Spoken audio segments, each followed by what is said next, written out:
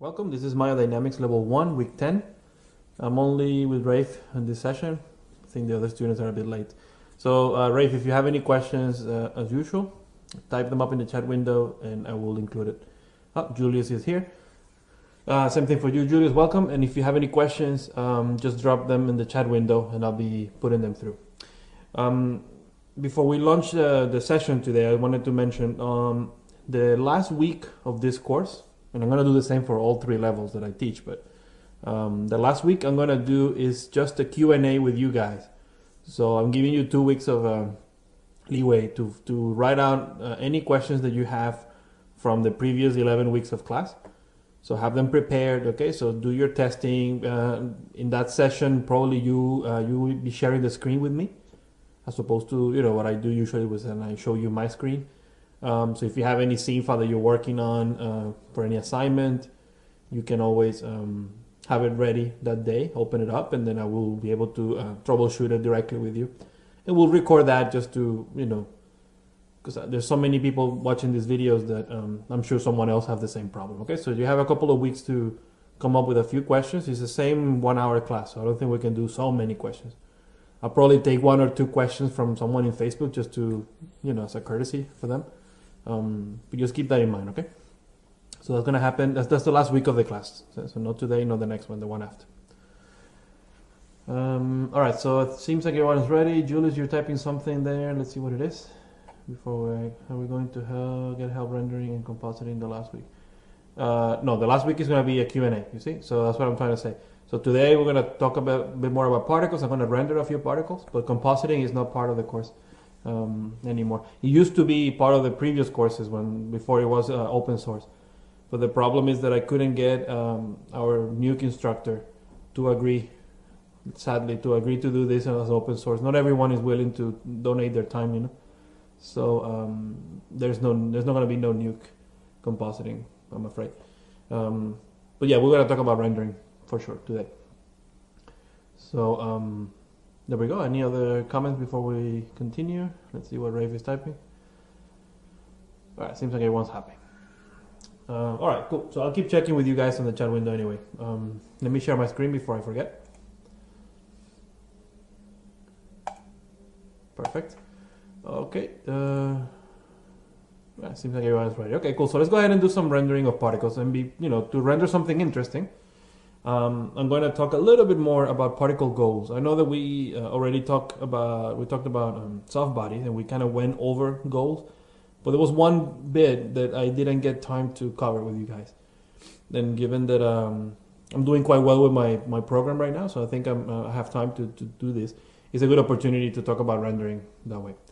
I'm going to be rendering today with RenderMan. Okay, it's just because it is extremely fast for particles. It is the way to go. I believe Julius and Rafe, both of you are. No, I think Rafael, you must be in Spain if I'm not mistaken. But Julius, I think you're in the States.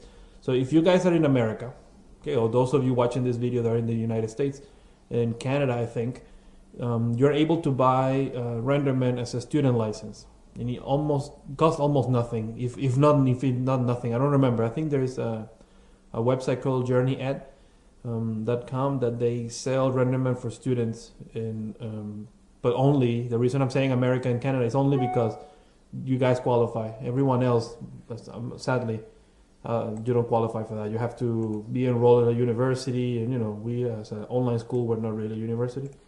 So my point is that whatever I'm going to show you today, even though I'm rendering with RenderMan, doesn't matter.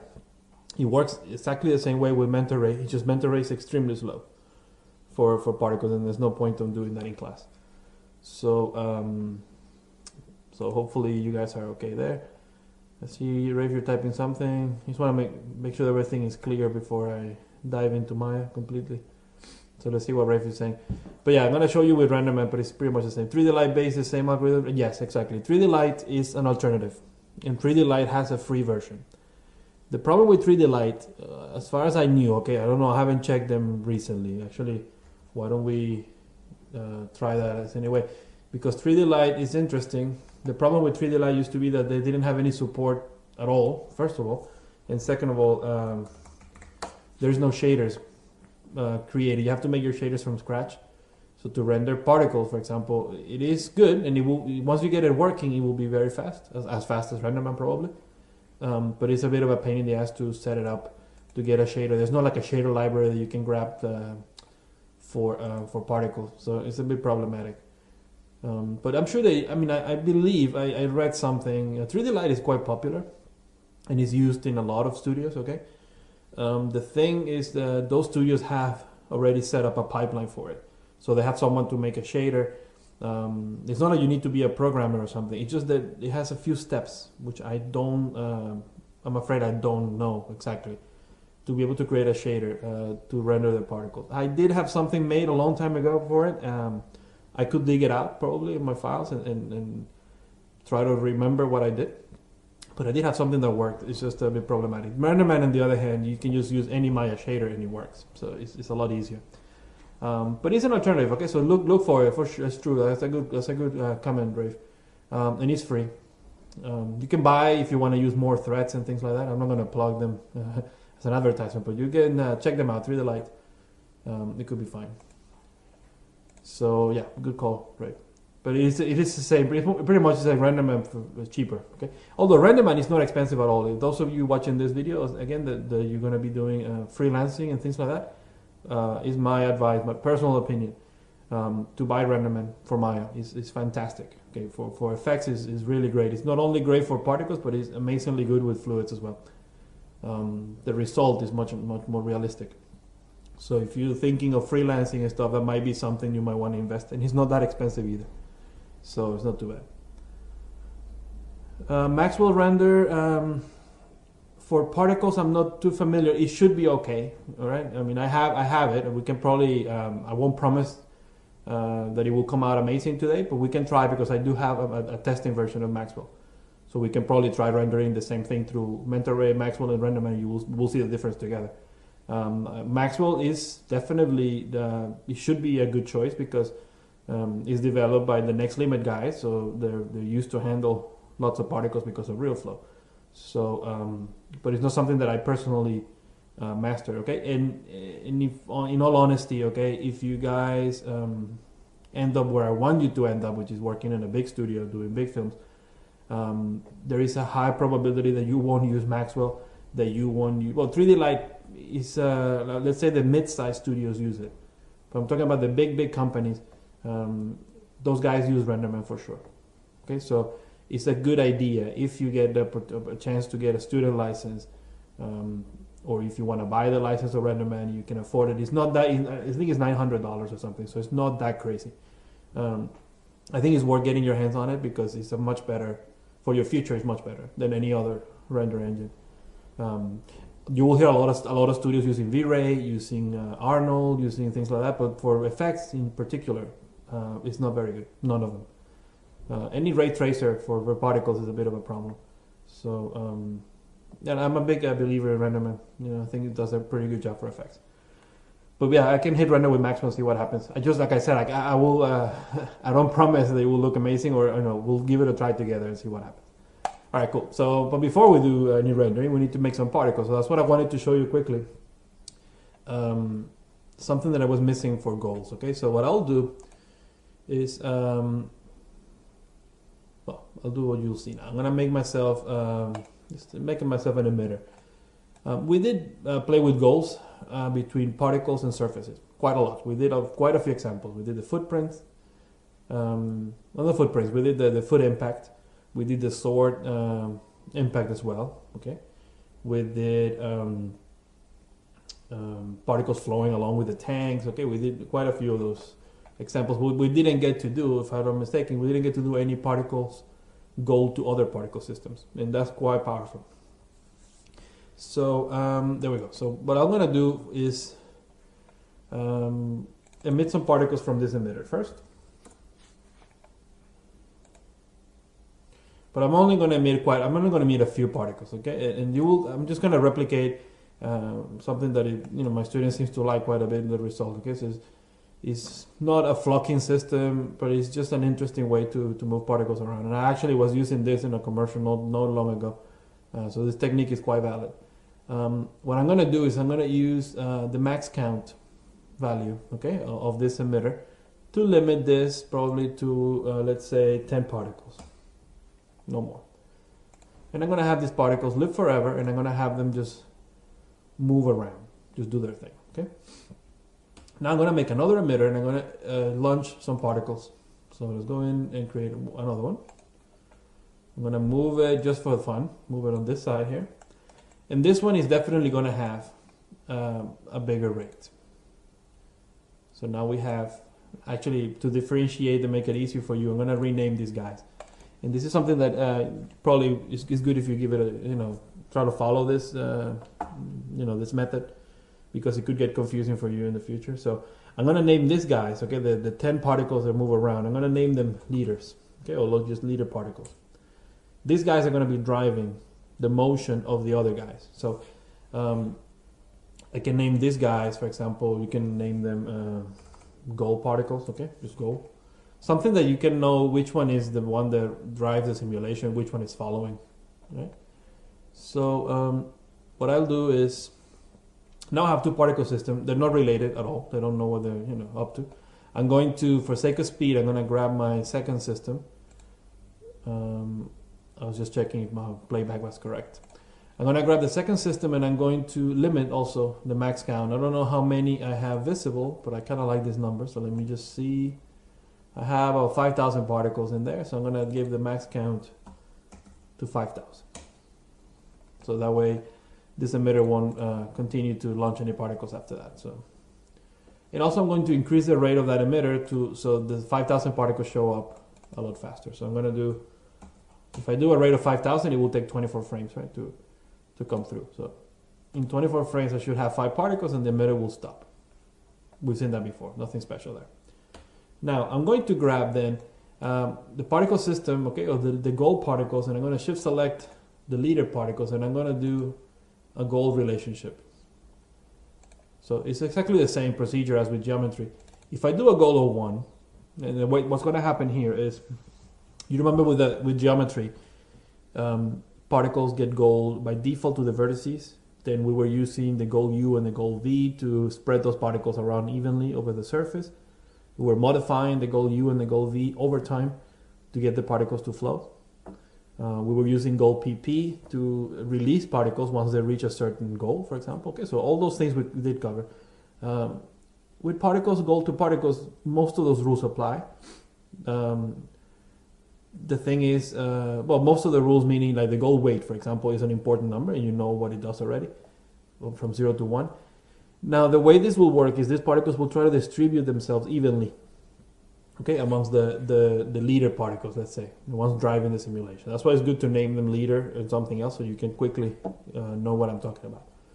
So these guys will try, these 5,000 particles will try to, split themselves, given that we have, 10 of the liter guys, okay? So we're going to end up having about 500 particles go to each one of these guys, okay? So Maya will try to do whatever it can to split them evenly. And then they will follow based on this goal weight, okay? They will do whatever they can to stay within the vicinity of this. If you goal them with a goal of 1, then you're going to end up looking at 10 points like this. But in reality, you're going to have 500 of each point, 500 of the gold particles on top of each one of the liters. So keep that in mind, right?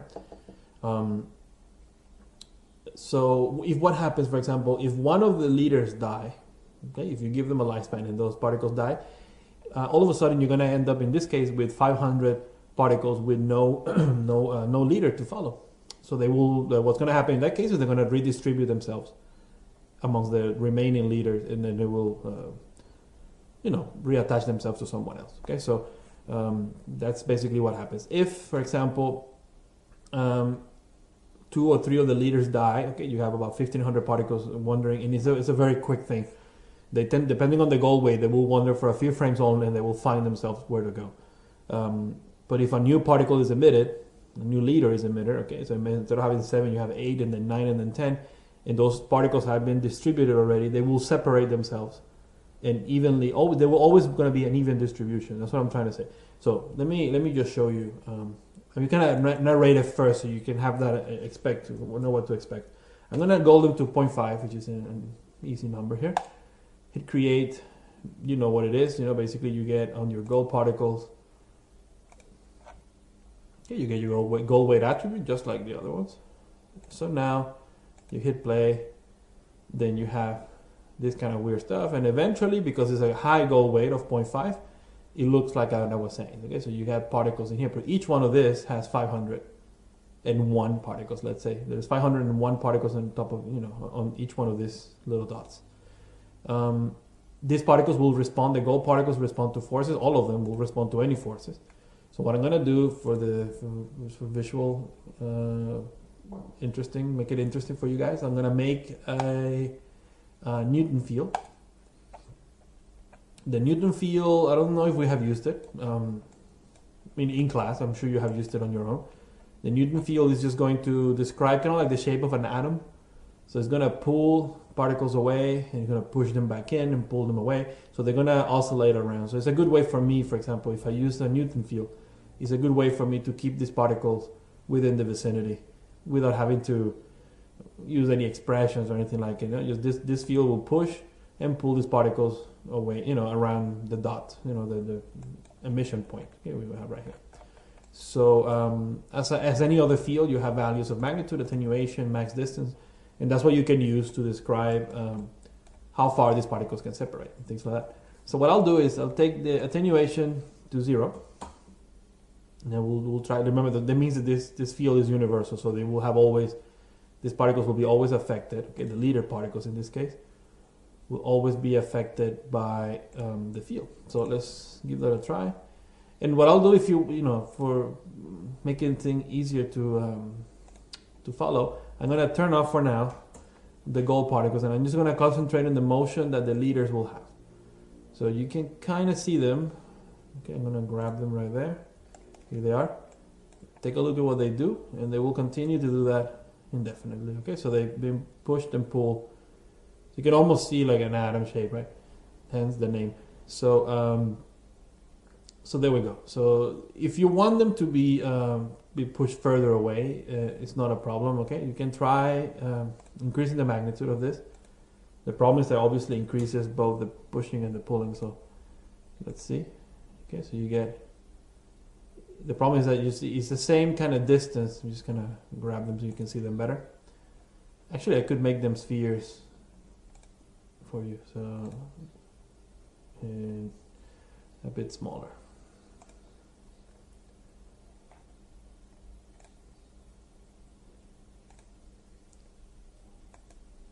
Okay, so that should do it.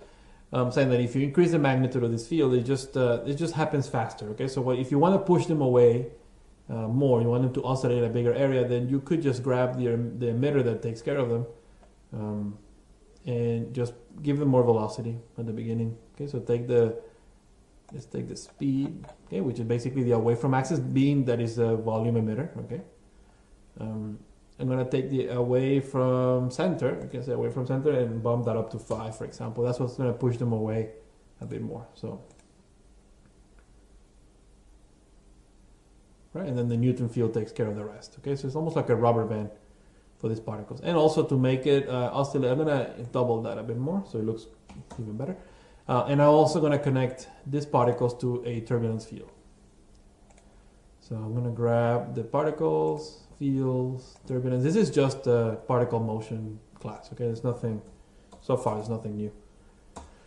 No attenuation. Let's make that turbulence 25. And you know that the pattern is going to be a bit static. Okay, so we'll see how that behaves. Okay, so I just have something. The particles are doing whatever they want, but they stay within within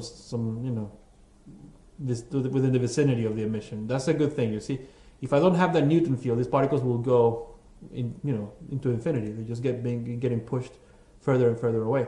Now I have control. If I want to keep them flying nearby, not so far away, I can just reduce a little bit the speed of my emitter. So probably my away from center should be something like 6, and then I will get my particles jumping around within this area. Okay, but I don't have to worry anymore about them going into empty space or something, or too far. So this is I think they're pushing a bit too far. I got a crazy guy over here. Let's take a look at that one. That one's going away, but he's definitely going to come back because the Newton field is it's trying. You know, it's definitely gonna, given that it doesn't have attenuation, it's not gonna let those particles go too far away. You can also, if you want it, increase a little bit more the magnitude of this thing. So let's put it to 20. If you give it attenuation to the Newton field, okay, you have the risk of the turbulence field pushing these particles a bit further away past the point where the Newton field has completely weakened, and then the particle will just shoot up into empty space. So you can see this is a very easy way to get particles just swarming around and moving. Now, what I'm going to do is reactivate my gold particles. You can see it's very quick. I mean, I'm just talking a lot, okay, to explain this thing. But if you wanted to do it from scratch, it takes no more than a minute. And then you start having this, okay, because the gold weight is a bit high, and it's normal. But what happens if you reduce the gold weight from 0.5 to, let's say, 0.15?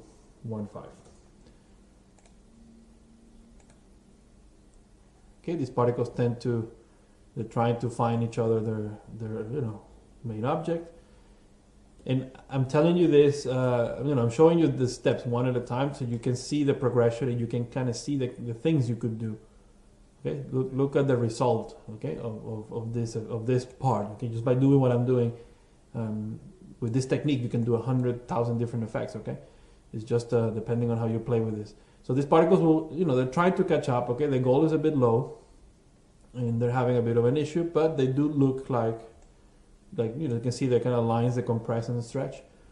You might get a project at some point that needs something like that. Okay, so you just try to use your memory for this one and take a snapshot of what this can do with this set of numbers. Increase the value a little, and then if you find the sweet spot, okay, you will get these particles swarming around or moving around the leaders. Okay, so you can see that this one has a bit more attraction. And what I will do, and what is going to really make it look more like a swarm, for example, if you were to do a swarm of birds or a swarm of bees, this is the beginning. I will just grab the gold particles and I'm going to connect them themselves to a turbulence field. And let's do a few things here. So no attenuation, about 25 of turbulence. And I'm going to grab, excuse me, the face, and I'm going to put my expressions that I usually do, just to animate the pattern of the formation. So I'll grab that in there and then just type, for example,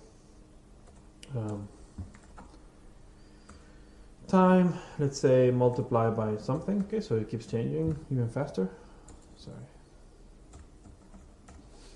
And let's do that for all three of the axes.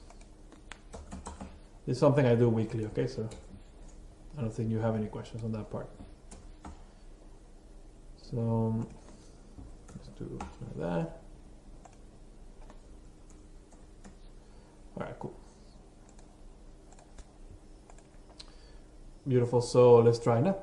So now you see the leader particle, the gold particles have to respond to the gold attraction, and they have to respond to the turbulence field. So that's why you get something a bit different. You see, you don't get those cylinders of particles anymore. Not that they were bad, I'm just saying you can see how quickly the look changes, okay, on these things. So it's something. What I'll do to focus on what really matters, okay, if I were to do this, I don't know, let's say that you want to do bees, or like I said, something like that, okay, you wouldn't probably want to render these guys. Okay, so let's start to talk a little bit about rendering as I keep changing this file. Before I do, let me just take a look at you guys. You seem to be okay. That's good. No questions. So let me see, Julius, you're typing something.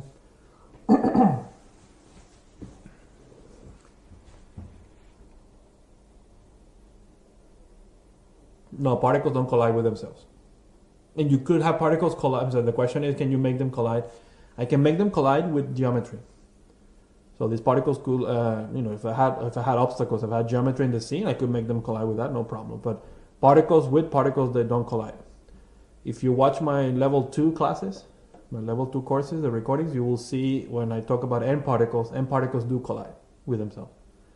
So, but regular particles don't. So if you're interested in that kind of stuff, just watch level 2 recordings towards the end of the I think I spent the first 8 weeks doing fluids, and then after that I think I do end particles. I'm pretty sure. Excuse me. So yeah. But these particles can collide with geometry, so that's not a problem. All right, cool. So let's go in and take these particles, the leader guys. I'm going to make them points, so not to worry about it. And I'm going to make these guys streaks. You will see how quickly this starts to look, even better. Okay, so it's just an interesting particle motion. There's nothing here. You can see two turbulence fields and two particle systems. That's all. And we can make this look 100 different ways. So I'm gonna just mess a little bit with the numbers here with you. So let's say lower the goal weight a little bit more. And you can see that already, okay, it starts to look a bit more organic. And I'm gonna do a few more tweaks in here, okay? I'm not saying that this is anything specific. I'm just gonna start rendering these guys.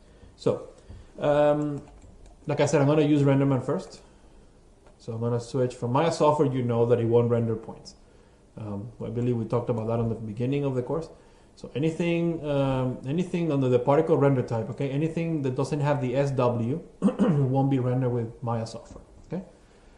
It will be rendered with Mentor Ray, but Mentor Ray is extremely slow for particles. And when you start using, you can use it for this scene probably, but even this scene, I believe, I have so little faith for it that I never even try it because it just locks up my computer. And it's just not because of my machine, it's just Mentor Ray is not good for particles. That's simple. Mentor Ray is pretty good with fluids, but not with particles. So I'm going to go straight up to RenderMan just because it's very quick for me. In RenderMan, if you hit render, okay, let me just look at the alpha channel. Okay, you can see that the first time it comes through is black, and you think, oh, there's nothing in there. Always check your alpha channel. So you can see on the alpha channel that there are something. Okay, those little white dots means that particles are being rendered. They're just being rendered black, and that's normal. That's okay at the beginning. Okay, that's fine. So let's go in and and change this a little bit. I'm going to grab my gold particles and I'm going to put a few more on the screen. You can see that it's extremely fast as well. It takes 1 second, and I'm going to try the same thing but with Mentor Ray. These little numbers, we'll see what the difference is. But okay, Mentor Ray already takes 2 seconds. Okay, so it's already taking twice as much. Still fast, but once you multiply this by, we have only 5,000 particles here to render. If you're using 50,000, that is exponential, the delay, and you will see it. I'm going to increase the number a bit more.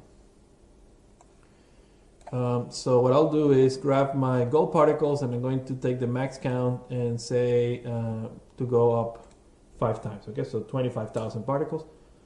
And I'm going to emit them a little bit faster as well to catch up. Otherwise, it's going to take too long to emit everything.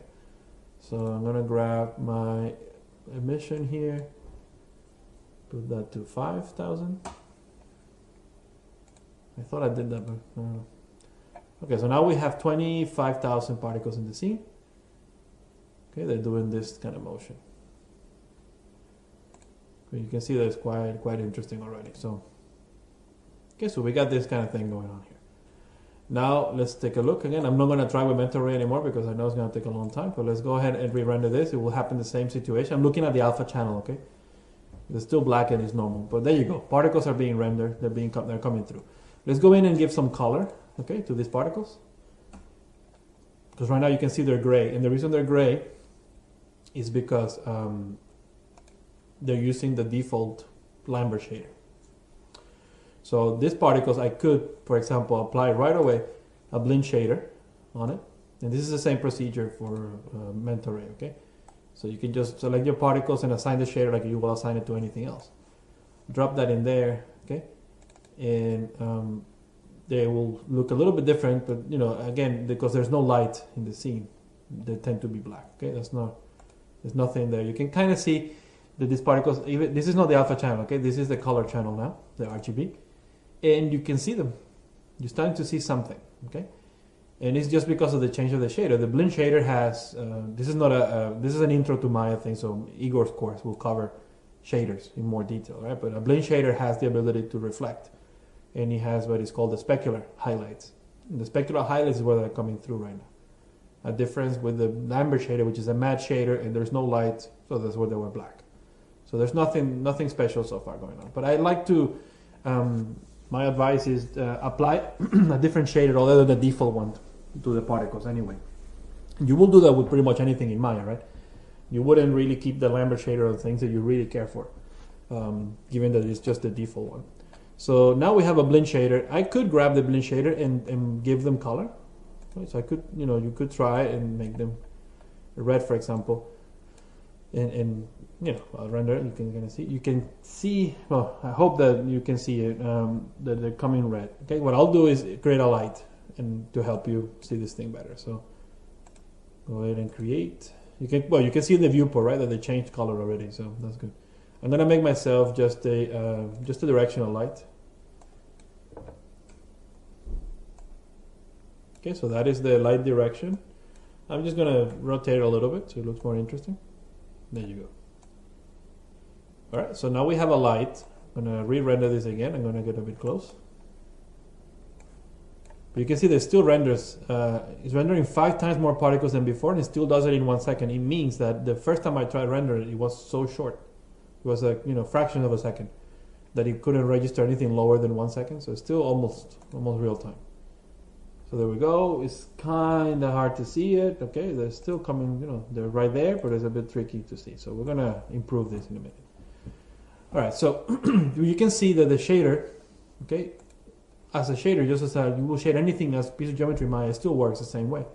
Okay, you can just change the color in here. Now, if you want to pass color information from the particles, okay, opacity from the particles, pass that on through the render, is different. Let's say that I want to do a RGB per particle, okay, on these guys. And I'm going to do something funky. So let's go in and create a color attribute, of course, which doesn't exist, by the way, here you see. And I'm going to do it on a per particle basis. I'm going to add this attribute. And I'm also going to add an opacity attribute on a per particle basis. Okay, so they turn black, and it's normal. Black is because now that we have an RGB PP, Maya is expecting a value. Okay, Maya is using this now. This is has preference above all the other, okay, about the shader itself. So if you don't specify any value on the RGB PP, it defaults to 0, and 000 is black. Okay, so that's the reason why these guys just jump out like that. So let's go in and put something. Okay, I'm gonna put an expression. You could use a ramp, okay, if you want it. I'll just show you. Right, so you can use a ramp, and these guys will go from red to whatever. Okay, so red to green to blue, and then they seem to disappear. Okay, they're not really disappearing. They just going transparent. That's the only thing. Okay, so these particles are transparent because I also have an opacity value. So I can go in and also plug a ramp if you want. And you can edit these ramps, of course, okay, by doing this. And this is based on life. Okay, so this ramp, for example, drives the transparency of the particles from birth down at the bottom till death at the top. So what happens as the particle gets older? Of course, goes from being completely opaque to being completely transparent. In our case, our particles have they live forever, so they don't have a real lifespan. So that's going to be something to see now. But there we go. So we get our particles, and you see they start to fade out. What you can do is probably change the lifespan to like a random range. Okay, so give them some time to live. Let's say 10 seconds plus or minus 1 kind of thing. So now the particles do have a life, so they travel better through the ramp a little bit more. Okay. But still, it's kind of hard to see them in the viewport. Now, if I have this, if I want to render that, I'm not going to get that result right away. So let me just show you. Okay, so I do get, if my alpha channel, I do get something going on in here. Okay, so they're a bit small and hard to see, so I'm going to grab right away and I'm going to make them points, and I'm going to make them big points so you can really see them quickly. So I'm going to switch it to points, and I'm going to go into the attributes, and I'm going to give them a radius. So go to particles, radius PP. We have used this one before, so it's not a problem. And on the radius PP, you can do whatever you want. You can put another ramp if you wanted to control it based on life, or you can just put an expression and randomize it a little bit if you want it. So you can just say the radius PP is equal to a random number, let's say between 1 and 2, just to make them pretty big. Hit create. Now you hit rewind and you hit play, and you wouldn't really see much in your screen, but you will see it when you render it. That's the thing.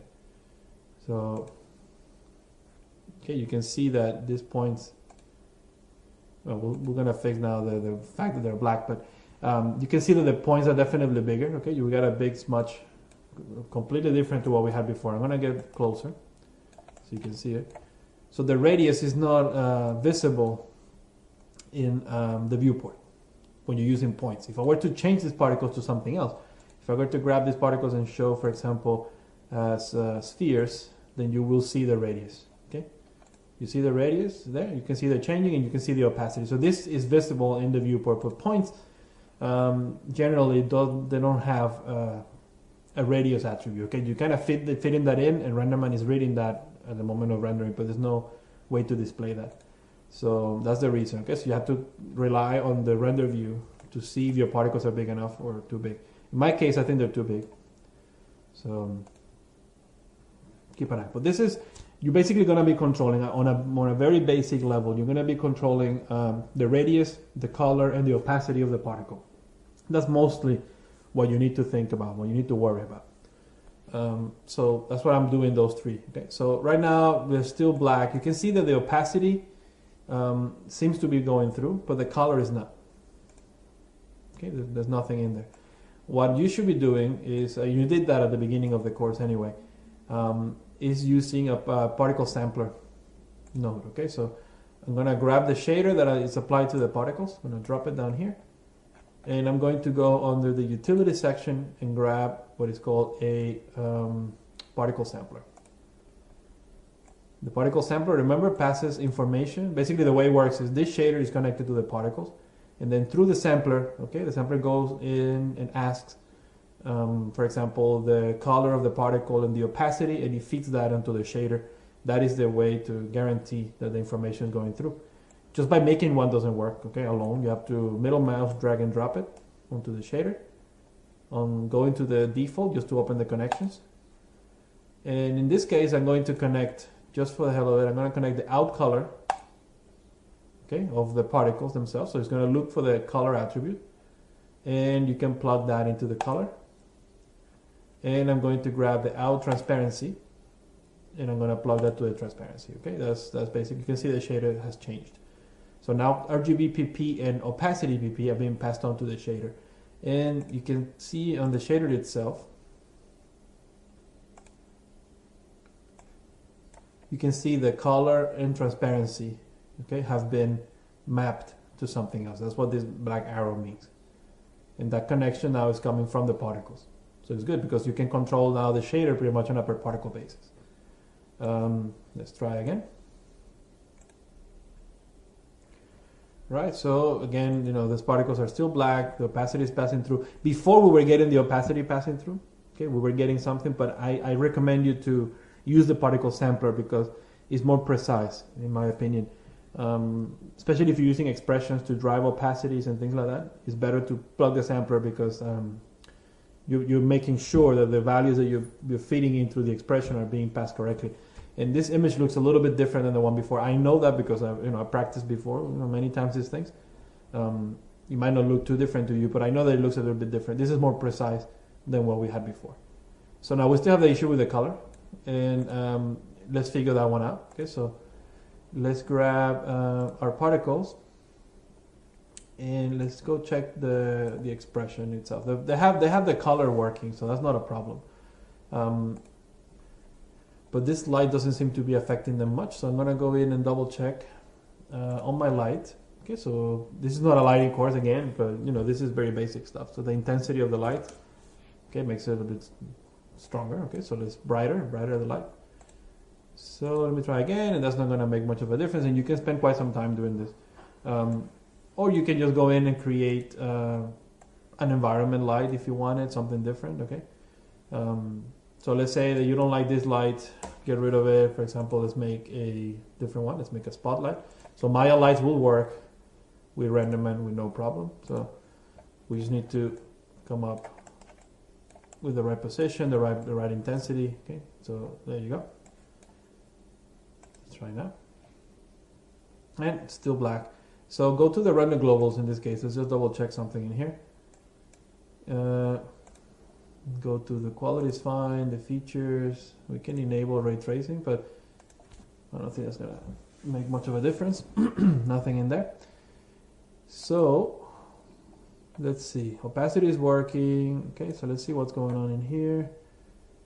Onto the light itself. They don't seem to be being lit at all. So what I'm gonna grab the particles. I'm gonna find the shader and I'm gonna take a quick look at what's happening here. Let me just see something.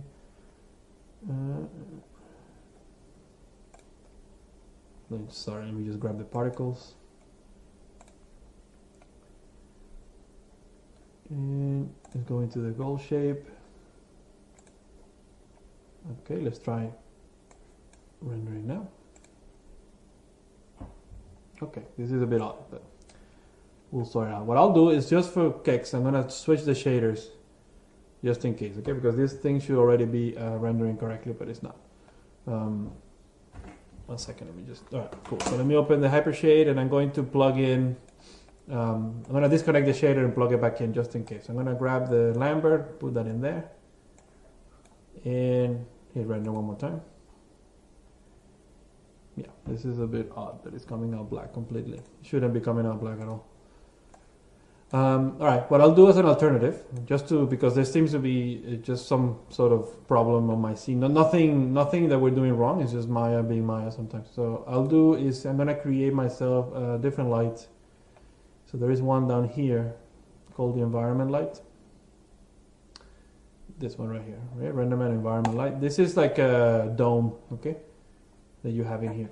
You can plug an image if you want, or you can use an environment color kind of thing. So this is a global light coming from everywhere. Okay, so that's probably better, but the particles are still black, you see? And this is a good way to test it. So this is not the alpha channel, this is the color channel. Okay, so I'm looking at the alpha right here and it's completely opaque because the sphere itself is being rendered. So this is, if this happens to you, even on Renderman, sorry, on Mental Ray, it's the same thing. You can just make a physical sky and render, and then you will always have a background to see. Because the problem is that you might spend some time, tweaking the particles and figure out why they're coming out like that. It's going to be tricky when it's black particles over a black background. You always have the question: is it the light not bright enough, or are my particles really black? Because it's a bit misleading that you have here color in the viewport and you have no color on the render, right? So that's always a bit of it could get confusing. So this environment is being rendered. You can always turn it off. Okay, these things are the same for all the other software. So if I turn that off, my alpha channel is correct, and I will probably end up with black in here, okay? I do have, you can see that these particles here, these little dots are coming through. Those are just my leader particles, okay? They're flying around. And the fact that this is happening, you can see this little 5 particles in here, means that then my shader, or the particles for the trail, okay, for the gold particles, are having an issue with the color. So what I will do is, anyway, go back into my RGB, and I'm going to double check my connection on the shader first. So let me just grab my Hypershade. And it's probably something that we did wrong on the connection between the particle sampler and the shader. So let's see. So move that out there. So you can grab that and break the connection completely if you want it. That should make the particles come back to some sort of color. So let's see. No, they're still weird. They're still black completely. So it doesn't like this ramp for some reason. It displays it, but it doesn't like it. So let's just try one more time. And if it still comes out black anyway, what I wanted to do was put an expression in there. So okay, cool. So this ramp, it definitely doesn't like to use for some reason. So I'm gonna grab my particles and let's go to the expression. The ramp, and break that connection, get rid of it. And I'm going to make an expression. Okay, so I'm just gonna say, for example, that the RGB PP, okay, is equal to the velocity. Simple stuff. It's just basically if they get brighter, if they get brighter, if they move faster, kind of thing. You can do this on creation and also at runtime, because obviously the velocity of the particle keeps changing every frame.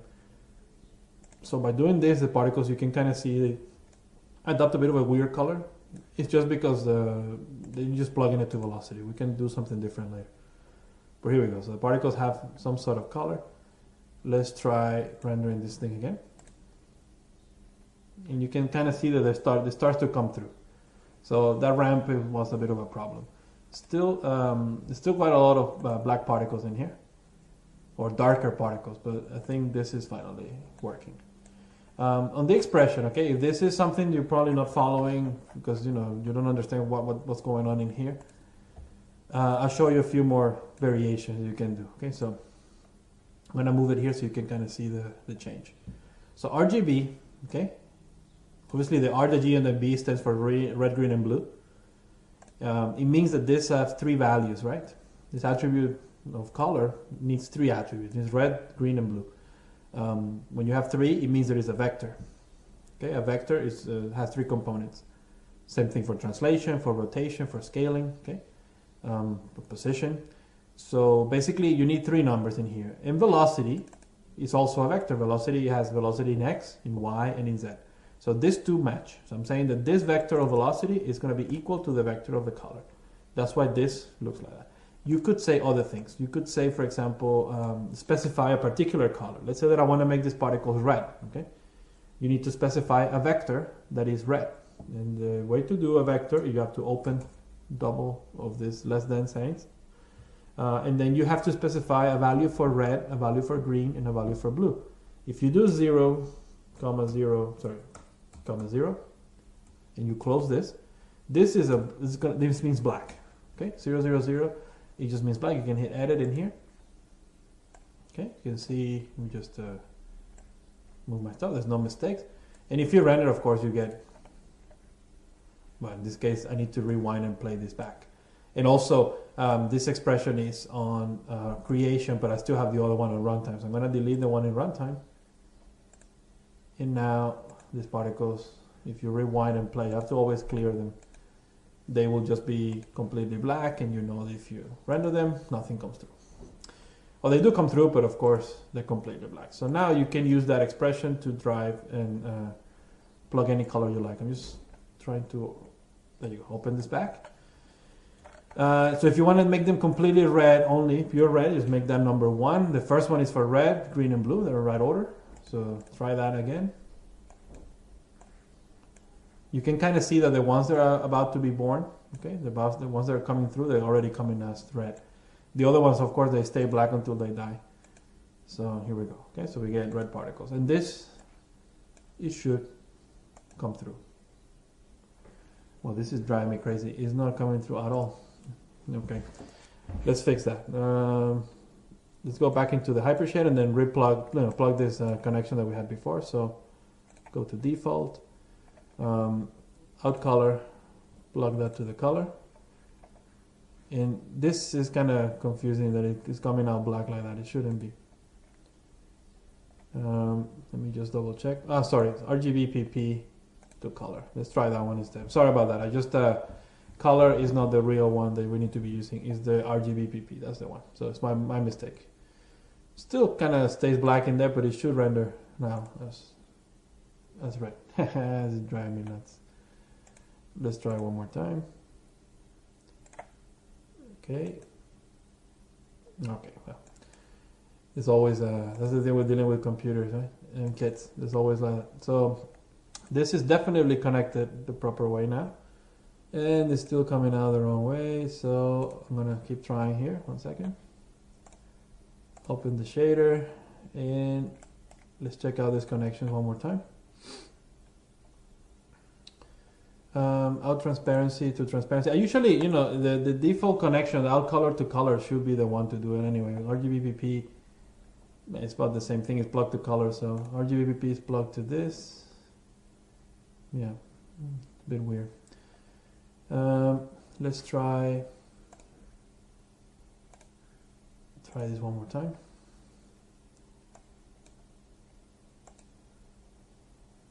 Wow, impressive. They're coming through, but they're coming out all black. All right. Let's try to force something else in here. Let's see these particles. If I switch them from render mode, okay, from points, let's make them something else. Let's make them streaks again, and see if they get any brighter that way.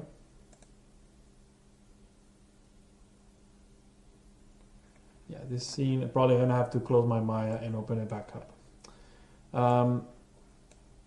Let me just quickly close that, because there's definitely no reason why they should be doing. Let's see what Mentor Ray will say. I did the same with RenderMan, sorry. Let's try Mentor Ray and see if it's coming through. So Mentor Ray is also rendering black. It's not even rendering the particles at all. Let me just double check that. Yeah. There's something off with what we're doing in here. Let me, well, you know, in a way, like I always say, I always welcome these things happening in the class. So this is correct. There's nothing special in here. So let's put that back to velocity and see what we get.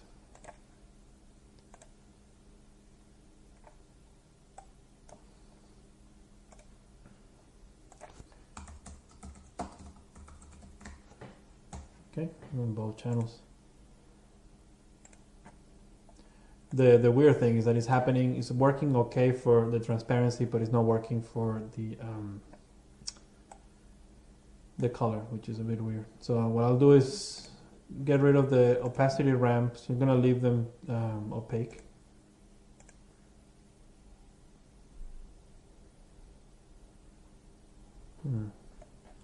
It's also the way the particles are moving around. There's something, I did something on my scene off. So what I'll do is I'm gonna open another scene that I have just with the same kind of effect. It's already more advanced. And that way we can, you know, we can save some time. I think this scene is something broken, because definitely this particle shouldn't be disappearing like that.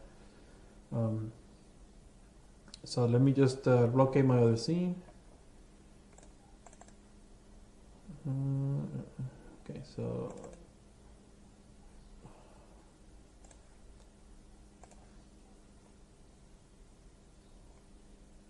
okay. So this one is just the same thing, but you probably like it more because okay,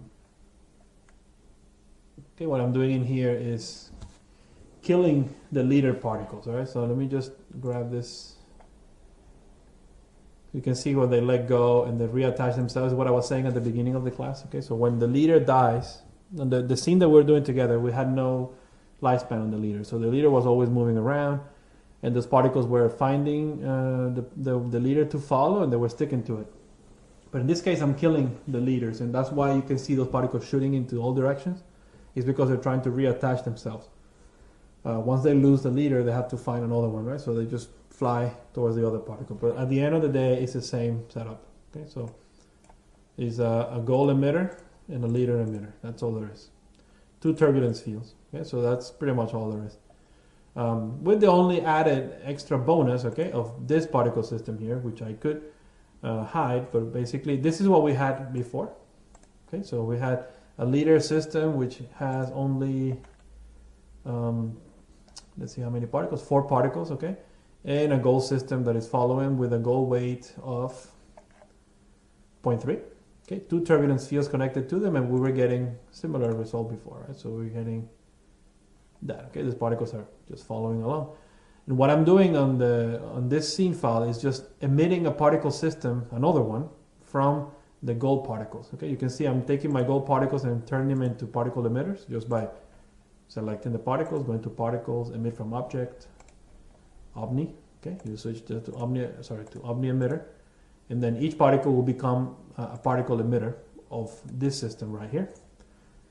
And that system is not goal to anything. It's just flying around. So that's why you get now three levels of control. Okay, so you get a leader system, you get a goal set of particles, you know, orbiting around the leader, which are on their trail as they fly around. They emit a new particle system. So that's basically how you get this kind of result right here. So try that. Okay, it's nothing special. We already talked about that. But what I want to use this scene is to see if we can render this properly. Okay, so go back and render. Hopefully this is a fresh scene. It will be fine. All right, so they are. Just come closer. Okay, so they're starting to come through at least. Let's put in an expression on the color. So color per particle. Let's go in and put an expression and say then RGB PP, let me just make this bigger for you, is equal to the velocity. And I'm gonna copy that and put it both on creation and in runtime.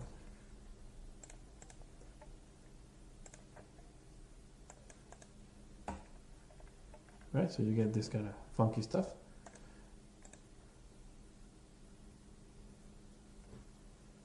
So you can see when the particles start to slow down right before they die, they become black, right? Because the velocity is very close. Oh, not black, but they're almost black. The velocity is almost zero. So I'm gonna grab that file like that, this view, and try to render it. And you can see that it works right away. This is what it should have been happening on my other scene. I don't know my Maya why it was acting funny on that one. You can see that even without the particle sampler, it works fine. I just think it's a good idea to use it, the particle sampler anyway.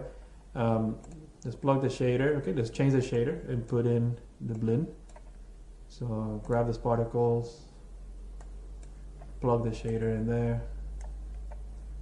Okay, and you always, if you want to keep track of what you're doing, always try to render and see if you can. You can see they look pretty much the same, but now with the blend shader, I like it because you have the ability to reflect. So you can see the blend shader has an attribute called reflectivity. So if you were to put like an environment around it, like I did on the other one, so if you were to go into on Mentor, you will use an IBL, okay, image-based lighting. Like I said, this is not a real lighting course, it's per se, right? But if you must know that if you don't, then try to watch Igor's course, okay? He will introduce you to that. But on the Mentor Ray, you have what is called indirect lighting, and either you can use an image-based lighting, plug in an HDR image, or you can use the physical sun and sky, same thing. When you have an environment, either done by Mentor Ray or done by RenderMan using the environment light, you can then, using a blend shader, you can reflect part of that environment. Okay, so what I'll do is show you quickly before the class is over. So I'm going to make myself an environment light, which is right here, and you can see there is a dome, okay, that covers everything. Here, render again. Okay, and the dome is visible by default. You should probably turn that visibility off. Doesn't mean that it's not included. It's still a light, still working, but it's not visible anymore. Okay, so I'm also going to change quickly the resolution of my render. So I'm going to give you a bigger picture to look at. So HD 720 will be good. Things that you can control, okay, in all the applications, no matter what you're using for rendering. The Mentor Ray or the quality of the render itself is driven here. I will continue this next week. Okay, I'll talk a bit deeper about these things. But for example, motion blur is an important thing. Right now, you can see, you can kind of, let me just zoom in and do a bigger render for you first. So let me just look through, get closer, and let's do a big render. And you will see that even though motion blur is turned off, you can still get you still get the sense of motion going on, right? It's because I'm rendering particles as streaks. And that's one advantage of RenderMan, you see. It takes streaks as it is and you don't have to turn motion blur on. If you were to render this as points, so I were to grab my particles in here and switch from streaks to points, and you hit render, then you get this. You can see that the difference. Streaks are automatically included, so the streak itself is deforming, right? In the viewport, you can see it in the viewport, but points are not, and points can look like streaks if you activate motion blur. So you have to keep an eye and see what you want to do. So if you turn motion blur on, then Maya will evaluate both, and depending on how fast they move, you'll start getting deformation in here. Okay, I'm going to save this picture, and I'll talk a bit more, like I said, about this next week. But if you increase a little bit, you can see the difference, okay, between the previous picture, which has motion blur turned on, and you can kind of see it in some of these particles, okay? It's just the shutter angle, okay? How much you leave this camera open, the lens itself. Is if you increase that number, you're kind of forcing a bit more of that motion blur. So you can see from 80 to 150 what you can do. I don't think you have that in Mentoray. But Mentoray, you will turn it on and you will get a render. Okay, you will get, if you turn motion blur on, you will get something. But keep in mind that it has to be, it's based on the velocity of the particle. So if they move very slowly, you will get very little. So that's why streaks are a good idea to use. These are streaks with motion blur, so it's like, you know, double whammy here. So I'm going to turn that off. There we go. Now, another thing that is happening here, and it might happen to you if you want to try to replicate this example, is that, I don't know if you noticed, but here you have a render of some gray particles, which are my leader particles and my gold particles. They're being rendered as well. Probably, if I were you, I wouldn't render those. So if you look at the scene here, my gold particles are right there. And those are usually, the reason I make them is just so they emit a particle system that looks very cool. They do move in a very interesting way, but they do tend to clump up like this. So I don't know if I were, you know, be ready to render that. Also, the leader particles, I don't know if I'm interested in rendering those little points. So those I would like to turn off and don't render. I want to simulate them, but I don't want them visible in the render. So it's very simple. You just grab this, guys, okay, and go to the render stats under the shape node. And you have the primary visibility. If you're using, I don't know if it's related to the render engine or not, but usually the primary visibility seems locked to you. Okay, it seems that you cannot turn it off, which is a bit of a pain. I think it's a problem, a glitch on Maya, or at least on my version of Maya, because it shouldn't be. But if the way to fix that is you right-click on it, you lock the attribute, and then you unlock it. It kind of freezes, you know, comes back to life, and you can just uncheck that box. The particle will be simulated, but it won't be rendered. So I'm going to do the same thing for the goal and the leader. So I'm going to lock and unlock, turn that off, and now I'm going to save this one, re-render, and they're gone. So it's a much better result. Okay, so these annoying particles that are just more utilitarian than anything are gone. So there we go. I think, you know, we had a bit of a hiccup, and gladly you can see that it's just that all the Maya scene was broken. There was nothing different there. But there you go. You can see RenderMan is very quick and very easy to use in here. So next week I will continue deeper. Okay, I'll talk about the reflections. I'll go a bit more on that. So let's see. All right. So I think I have someone here. All right, well, okay, so you're asking, I'm sorry, Julius is asking me here if I can, no, I don't really upload the scene files. I want you guys to recreate them, you know, so you have a recording, so I prefer you to redo it yourself, and I try to help you, of course, if you can. So if I give you the scene, it's too easy. You have a recording, and I would like you to really try it first, and then, you know, I think it's the better way. I mean, I'm pretty much giving you this. I'm just giving you the scene by telling you how to do it. So it's nothing.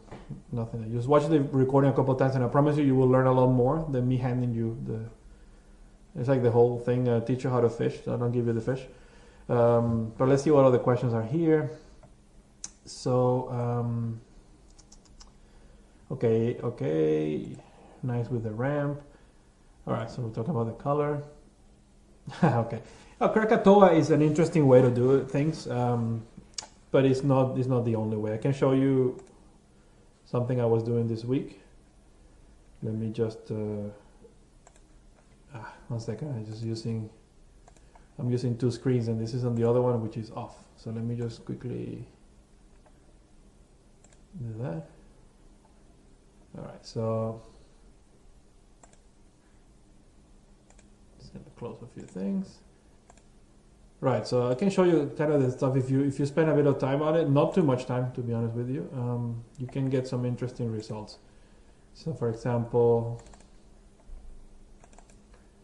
this kind of things, easily done. Okay, using exactly what I'm showing you this week. So let me show you another example, something a bit more. Let's see this one. So this is rendered with RenderMan, no Krakatoa, none of that, no plugins, just pretty much straight up out of what Maya can do. So Krakatoa is interesting, okay, to render a large number of particles. If you don't have renderman, definitely you will need something like that, okay, to render millions of particles. It could be interesting. So, but it's not really the only way. So keep that in mind. At the end of the day, Krakatoa just helps you to push more particles through the render. That's all. Nothing more. So that's a few things that you could do with that. Okay, so particles can emit particles as if they're objects. Yes, Julius, yeah, particles can be emitters of other particles, and particles can be emitters of fields as well, of forces. Again, if you watch the level 2 course, you probably will see some of that going on in level 3 as well. So I don't see any other questions. Let me see if I can catch. Sorry, I'm a bit behind on the questions here. Yeah, there's a new Maya 2014 which I haven't really loaded yet because, like you said, I'm always terrified of the first releases because they're always buggy as hell. So I tend to wait a little bit. But you can see I forgot to update my Maya 2013 for a long time, and I think I'm still using one of the first versions, but it's buggy as hell. Which helps me in class, I think, because like I said, I like those mistakes. I like those issues and mistakes and bumps because it can happen to anybody. Okay, so let's see about the particles to particles. Can you make them an event to emit all the particles when they hit all the surfaces? Yeah, absolutely. All the rules. So you can use collision events mixed with goals, mixed with particles emitting particles. You can mix anything we have talked about for 10 weeks so far. And that's the idea. That's what I want you. I like those questions because your brain is working like this now. You're starting to think in those terms already, which is good. So mixing things and go in and take a look at my level 2 courses on the recordings, and then you can mix this with fluids. So you can emit fluids out of these particles that we did today, for example. The possibilities are honestly endless. Right? It sounds like a cheesy slogan, but it is true. You can do so many things as long as you can just come up with an idea, right? You can pretty much execute it all. So you can do the emission of particles from particles based on collision, like you say. You can do it based on life. You can do it based on many things you want, based on the velocity, based on. So yeah. Let's see what else is here. RenderMan Pro Server. Yeah, but you don't need Pro Server. You need the RenderMan for Maya 4, which is I think is 900, something like that. Like I said, I mean, I'm not telling you to go run by it, but if you are thinking of freelancing, it's a good idea to have it because, for example, those renders that I just showed you, I don't know if I still have them open here, but I think I closed them, right? But let me see if I have one here. Let's say, for example, I don't know what this looks like, but well, let's say this thing, okay? These renders are something like what is it? 10 seconds a frame or something like that. If you try to push that through another software, another Mental Ray might not even finish. So all that I'm saying, if you're freelancing, is a good idea because then you can get 6 frames a second, and your life is a lot easier, right? So it pays itself for sure. I'm very happy about it, and I'm used to it because, of course, all the studios use it. So it's just a good way to practice. And like I said, if you're in the States or you have someone in the States that can help you, you can buy the student version for almost nothing. I don't remember, but it was something like $50 or something like that. It was almost nothing. So it's definitely worth a try. So yeah, I don't get any commission from them, that's for sure. Perfect. All right. Well, any other questions, guys, before I jump to my other class?